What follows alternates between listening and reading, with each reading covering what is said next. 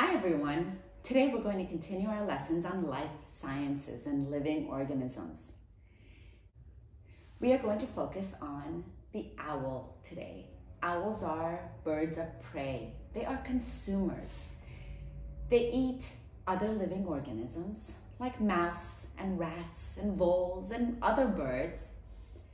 But what happens is they actually swallow the animal whole. As they swallow the animal, they digest the meat and all the other parts of the animal. But whatever cannot be digested, like the bones and the fur and the teeth, actually get regurgitated. They come back up through the owl's mouth and they form little pellets. And those pellets look like this. Today, what we're going to do is we are going to dissect an owl pellet to try to figure out what was our owl's last meal. Before we start the dissection, let's go over the owl pellet formation in detail so we can understand it a little bit better. The food of almost any kind of animal can be traced back to plants. Organisms are related in food webs in which some animals eat plants for food and other animals eat the animals that eat plants.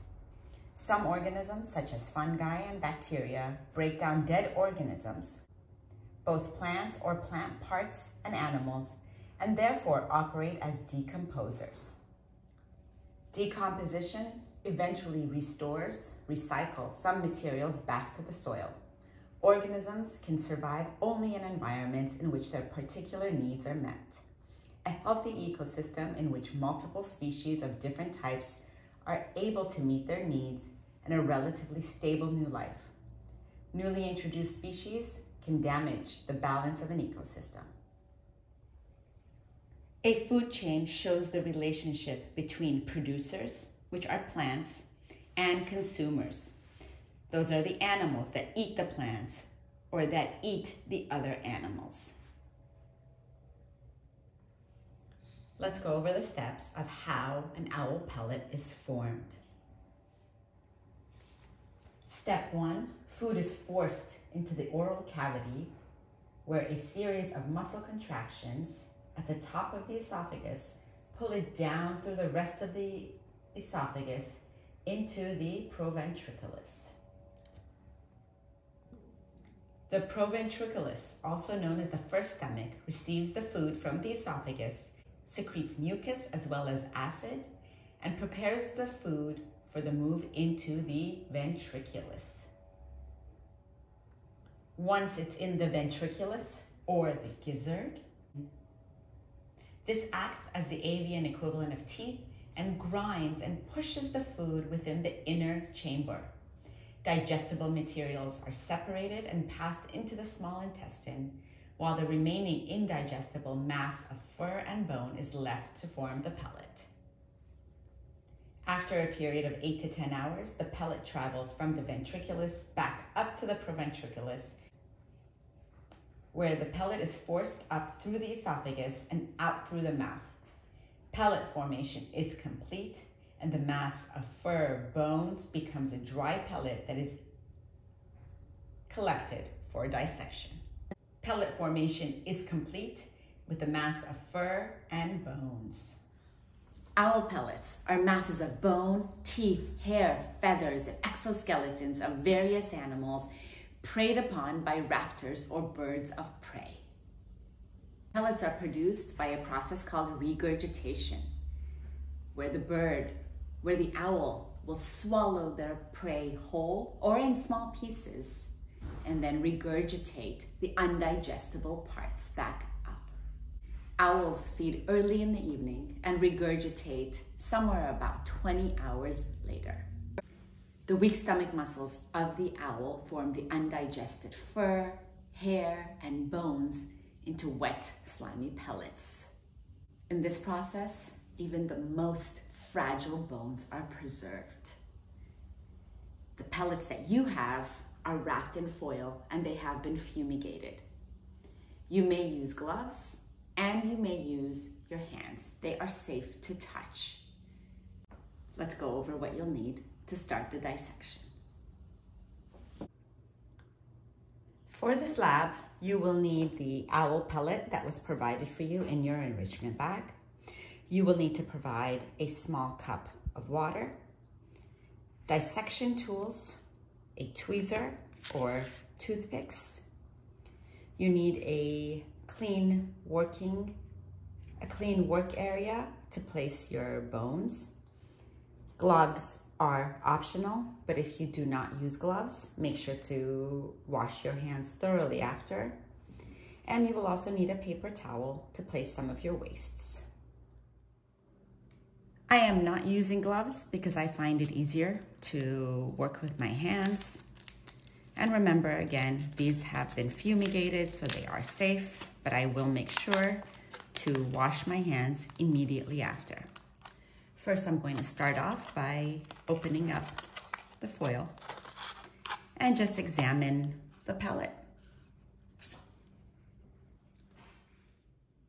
Already, I see that there is some hint of bones or something here. And I can feel this is hard to the touch. What I'm going to do is place it on my plate and using my toothpicks, I'm going to try to gently break it apart. Maybe break it into a couple pieces. And then break those pieces into smaller pieces to make it easier to find the bones that we're looking for.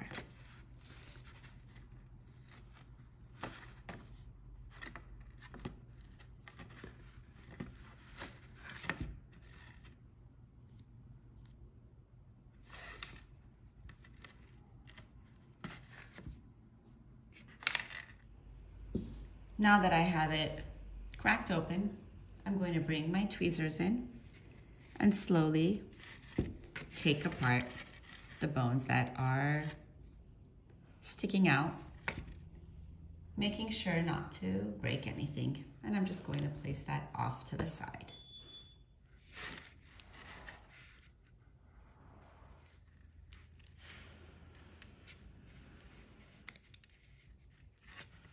And we want to be as gentle as possible, making sure that we don't break anything. And look at that. We're going to separate all the bones first, and then we will identify them and reconstruct them.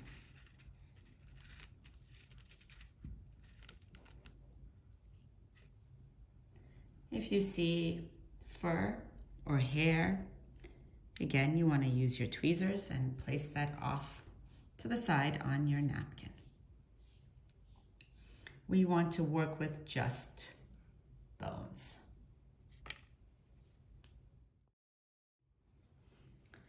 Now we also have water, and the water's here is that if you need to dip your toothpick or your tweezer in water, if you see the pellet is hard and it needs a little bit of loosening up, you can go ahead and do that.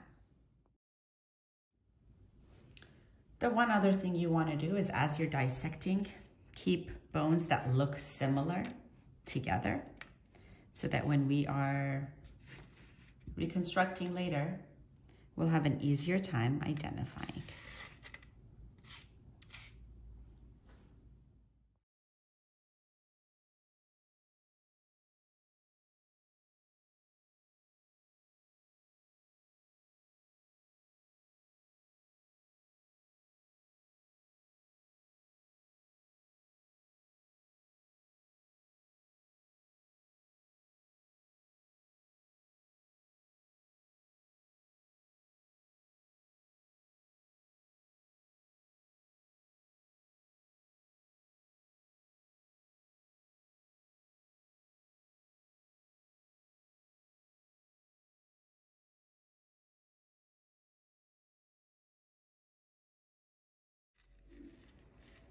Well, I am almost done dissecting. I have a few more bones that I'm going to collect and put off to the side. Clean up my bones a little bit. If there's fur on them, there's hair on them, take the hair off. Organize them just a little bit. And go on to part 2.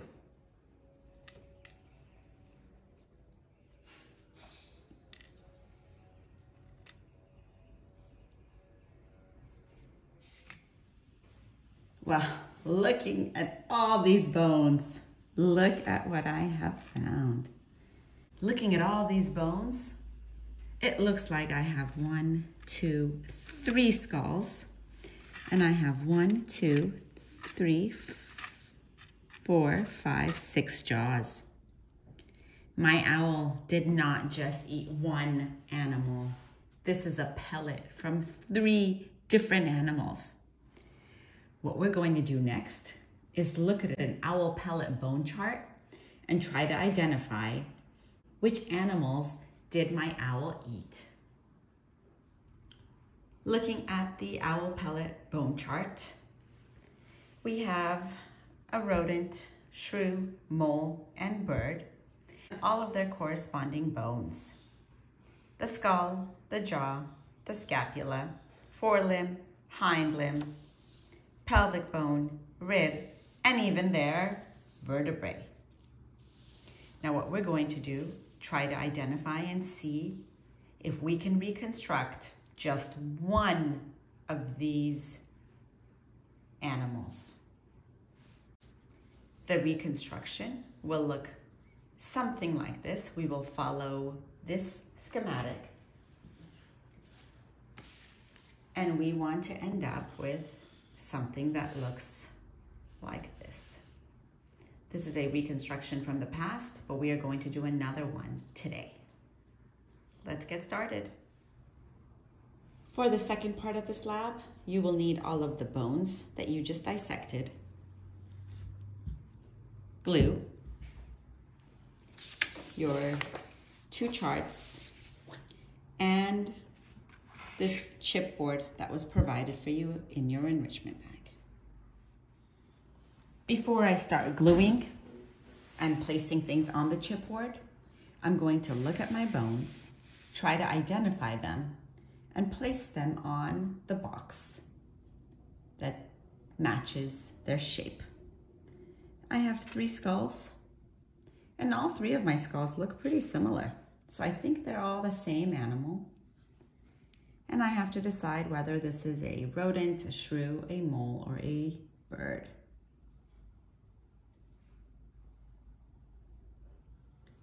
From the looks of it, this looks like a rodent. And I'm just going to place 1 skull for now because we'll only be using 1 skull. The next thing I'm going to do is take a look at the jaw. And the jaw also matches that of a rodent, but I will be needing 2 jaws. So I'm going to find another one of similar size and place them together. But here you'll notice that these 2 are jaws from the same side, and I want opposite sides. So I'm going to find another one, which is the mate.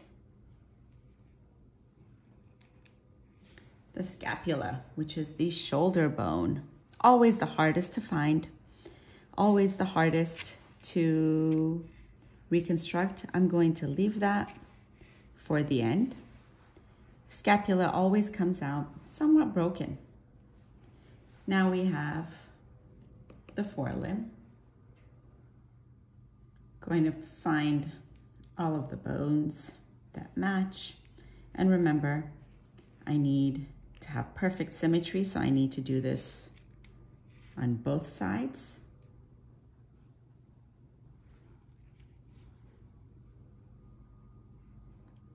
Then the hind limb, a little bit easier to find because you'll notice that there is this distinctifying feature. And again, I need 2.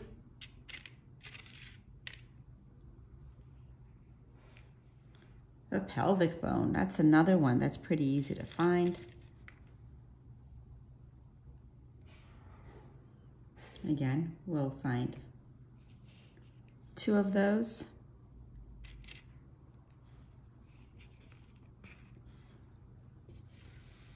And the ribs, well, I have plenty of ribs down here.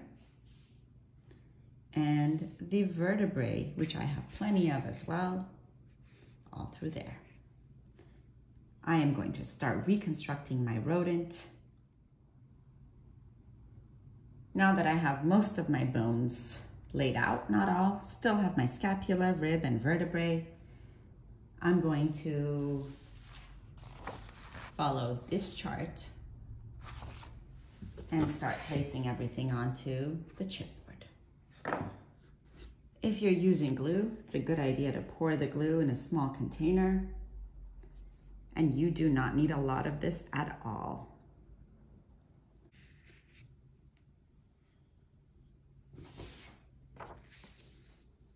The first thing I'm going to start with is the skull and the jaw.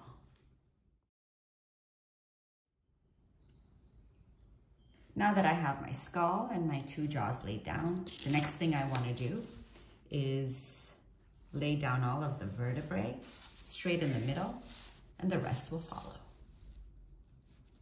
You'll notice that there is a size, and it's pretty much the same in the beginning, and then it starts to get smaller. And there is a sacrum, the little hip that goes in the middle, and I'm going to look for that as well. I have just laid them out, and then now I'm going to glue.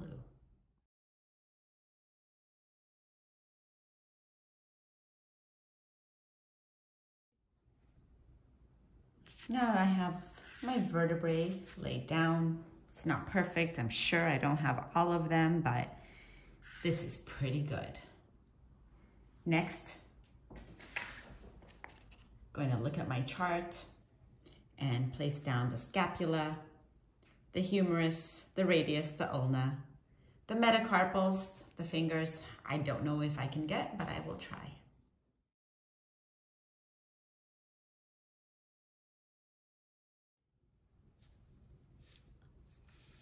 The next thing I'm going to do is bring down the pelvic bones.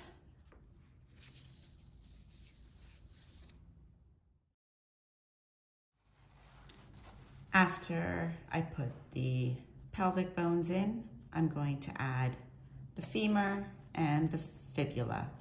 Again, metatarsals I'm going to skip because that may be a little too hard to find all of those small bones. The last thing I have left are my ribs.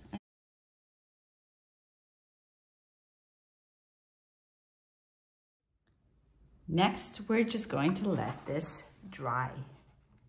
Now, if you do find the smaller bones, if you find the metacarpals and the metatarsals, the little fingers and the feet, go ahead and add those as well. Let's go over what we did today. We started off with an owl pellet. Remember, the owl pellet is the regurgitation remains of whatever an owl has eaten and has undigested. The bones, fur, hair, and teeth of its last prey come up in a slimy ball that dries out, that we have taken to reconstruct to be able to see what was the owl's last meal. After we dissected the owl pellet, we looked at the chart and tried to see what parts of the animal we have, and we were able to reconstruct the animal. Amazing, right? So we had more than one animal inside of my pellet. I think there were at least 3. It's possible it weren't 3 whole animals, it was just the heads, because I had 3 skulls and 6 jaws. But I did have a lot of parts missing. My reconstruction may not be perfect, but looks pretty good. I have a reconstruction from years ago and the one from today. And you can spend a lot more time on it and try to get it as accurate as possible. Good luck with your dissection and reconstruction. Have fun and make sure to wash your hands after.